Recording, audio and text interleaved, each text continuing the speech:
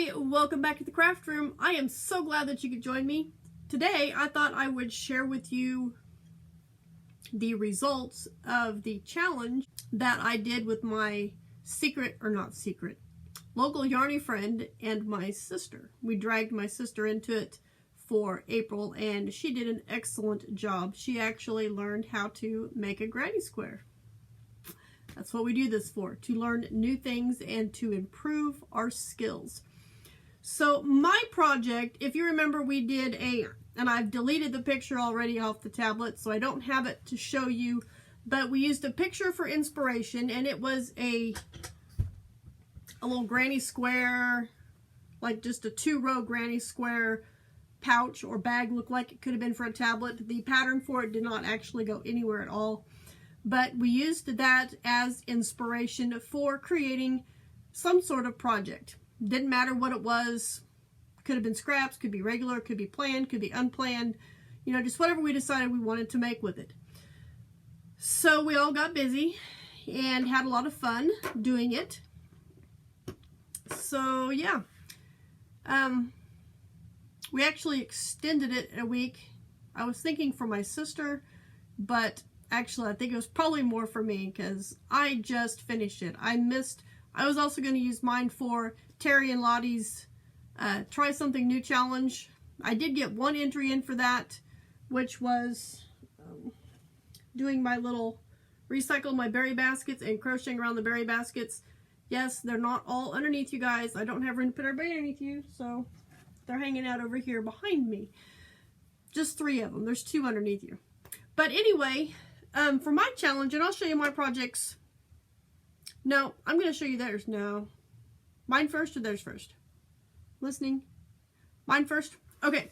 So, I chose to use scrap yarns, and I had enough to do it. I made a total of 369 squares. Here is my project. Yes, I made a bag. And one of the things... Did I fix that? I did. One of the things that I was trying new, and now I know what I did wrong because I have too many devices, and actually I discovered I have 2 Pinterest accounts, but that's another story. But I had seen a way to join granny squares where it looked totally cool, and I totally messed that up. But this doesn't look too bad. It does have its issues. And I did both sides the same way. I think this side, let me open this up so we can see a little better. I think this side has a little more issues than the other side, like right there. But overall, I think it looks really cool. And then I did just crochet around them, which is nothing new, making the grannies. But the join would have been something that I was going to try that was new. I just totally messed it up, like I said. So I decided I couldn't decide what I wanted to do. I was back and forth on it. I knew I wanted some sort of bag. And I was going to line it and put a zipper in it. Those are my other 2 things. I've done a zipper before, but I've never lined a crochet project before. Well, I ran out of time. I got the bag done. Then I decided I'm not going to line it and put a zipper in it. I decided I was going to put drawstrings on it. So I created a top for my bag, and I make a lot of dice bags and whatnot, so this was something totally simple. And it closes really cool like, and I was able to use some of the yarn, which is the centerpiece here. I had enough to make my straps or my drawstrings, and I used some beads that were gifted to me from one of my viewers. It'd be these right here, which was in a bag of a bunch of other, or in a mailer with a bunch of other beads. But I always leave the ends of the strings for my chains on there. I don't snip them or weave them in or anything. I just leave them. And I decided to decorate them. So I put some of those star-shaped beads on here. I went a light blue, a white, a dark blue, a white. And I did that on both sides. So there's little gemstones on the end of my drawstrings. So that was something that I've not done before. Well, actually I kind of have, but not like this. I think they turned out really cool. I do like that a lot. Well, I told my sister and my local Yarney friend that my bag was done. I wasn't going to line it, but as you see, it's got large holes.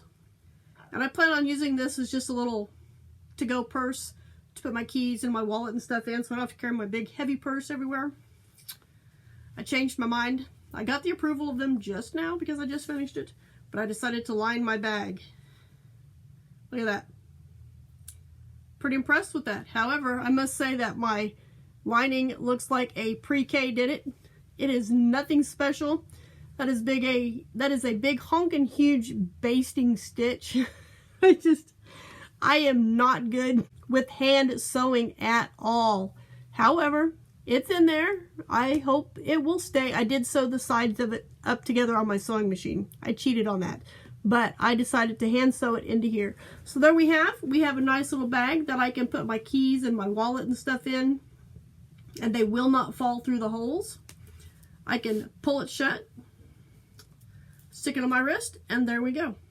So there is my completed project that I did for the challenge with my local Yarney friend and my sister. So now let's go with my sister. She decided to make a pillow. Her squares are slightly larger, which that was fine. We were just using the picture for inspiration. And she did an excellent job after we got her situated and she figured out how to make the granny square. Like I said, she had never made granny squares in her life.